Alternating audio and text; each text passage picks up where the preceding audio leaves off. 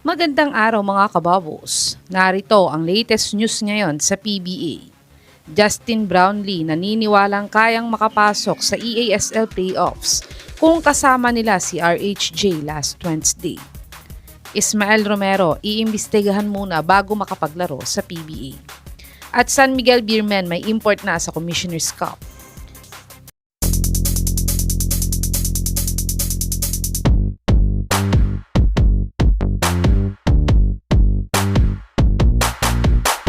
Natambakan nga ang Meralco Bolts sa final game nila sa EASL tournament.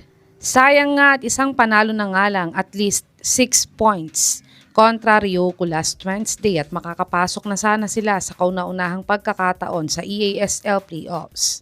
Ang import nga ng NLEX na si KD Lalane ang ginawa nilang replacement import para kay RHJ sa larong ito. At ito na nga din ang huling laro ni Justin Brownlee bilang isang Meralco Bolts player dahil siya nga ay babalik na sa mother team niya sa PBA na Barangay Ginebra para sa upcoming Commissioner's Cup. Pero ayon nga sa interview kay Kabayan Brownlee last Wednesday, ay sana nga daw ay kasama nila si RHJ sa laro dahil iba daw talaga kapag may RHJ ka sa isang team. Dahil nagiging better daw ang team nila kaya't baka iba daw ang kinalabasan ng laban nila kontra Ryoko kung kasama nila si RHJ noong Merkules.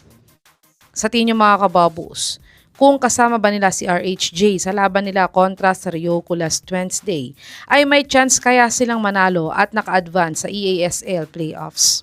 I-comment nyo na po yan sa baba. Dumako naman tayo sa balitang iimbestigahan nga daw muna si Ismael Romero bago siya makapaglaro sa PBA. Si Romero ang isa sa mga imports ng Meralco Bolts sa EASL tournament campaign nila. Pero bago nga ang final game nila sa EASL, ay naglaro muna siya sa isang team na naglaro sa Dubai Tournament na pinaglaruan din naman ng Zamboanga Valientes. At sa match-up nga nilang ito ay pinagsisipa niya ang isang player ng Valientes na si Nick Dimusis na former PBA player naman.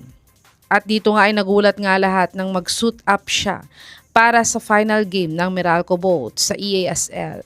Pero sinabi naman ng chairman ng GAB ay iimbestigahan nga daw muna nila si Romero bago ito makapaglaro sa PBA. At nasabi na din ni Commissioner Willie Marshall na kakausapin niya muna si Ismael Romero bago ito maglaro sa PBA.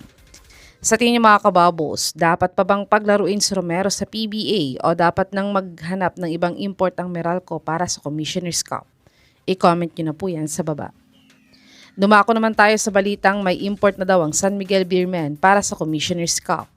Kaka-champion nga lang ng SMB sa katatapos na Philippine Cup.